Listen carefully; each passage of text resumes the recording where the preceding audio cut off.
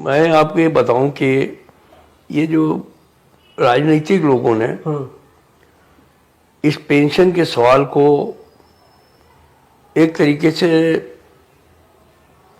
बहुत कंफ्यूज करने का काम किया है।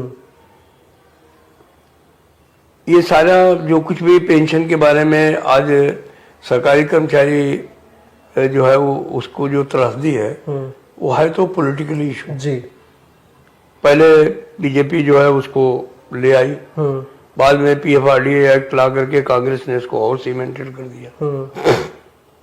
हमारे वामपंथी साथियों ने काफी, जब वो सरकार में रहे, सत्ता में रहे, मनमोहन सिंह को सपोर्ट करते रहे, उसमें काफी विरोध किया और उसको लागू नहीं होने दिया। ये बात सही है, लेकिन जब वो सरकार से बाहर चले गए तो उन्होंने वो फिर उसके बाद में आंदोलन शुरू कर दिया। लेकिन सवाल ये है कि चाहे कांग्रेस की गवर्नमेंट हो, चाहे कम्युनिस्ट की गवर्नमेंट हो, अगर वो वास्तव में चाहते हैं कि हम लोगों को पुरानी पेंशन बहाल कर दें या किसी नाम से भी कर दें, शॉर्ट पेंशन पे कर दें, जो है यूपीएस के नाम पे कर दें, लेकिन उसको उन्हें करना चाहिए जी। हमें बहुत तकलीफ है इस बात की कि केरल की सरकार ने इस सवाल पर एक कमेटी बना दी जी, कि ये कमेटी जो है इस बात का निर्णय करेगी। बाद में उसी सवाल को लेकर के सरकार जो है वो कोर्ट में चली गई और वो सारा इश्यू जो है वो लिंगर कर गया। अब वो शॉर्ट पेंशन की बात कर रहे हैं, चुनाव सामने है तो एश्योर्ड पेंशन की बात आ गई। तो इन सब चीजों को चुनाव के साथ में जोड़ने से जो है वो सरकारी कर्मचारी के साथ एक तरीके से छलावा होने का काम है।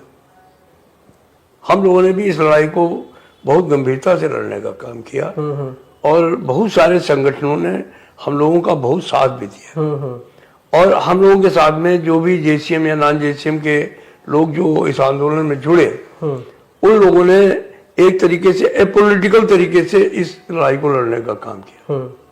और यही कारण है कि इस विषय को के ऊपर कमेटी बनी और कमेटी बनने के अलावा इसमें एट द हाईएस्ट लेवल प्रधानमंत्री तक ने हस्तक्षेप करने का उन्होंने बुलाया, बातचीत की।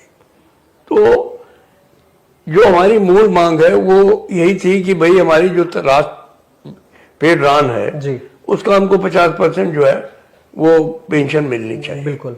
तो वो सरकार ने यूपीएस के माध्यम से मान लिया। तो हमारा सोच ये है कि ये यूपीएस को ही हमें ओपीएस जैसा बनाने की आवश्यकता है और उस दिशा में हम लोग आगे बढ़ रहे हैं जी। बहुत सारी चीजें उसमें ठीक कराने का काम किया है। ये एश्योर्ड पेंशन सिस्टम जो है वो बिल्कुल ठीक नहीं है, क्योंकि हमारी मांग तो ये है कि जो आपने 25 साल किया है उसको 20 साल में ले जी।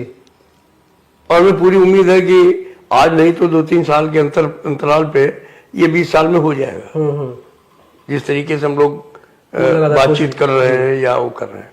लेकिन अब 30 साल मिनिमम सर्विस होगी तभी आप उसको करेंगे।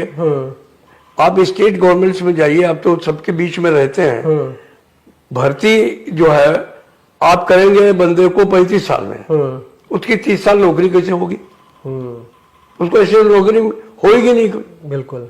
तो ये किसको बेवकूफ बनाना चाहते हैं?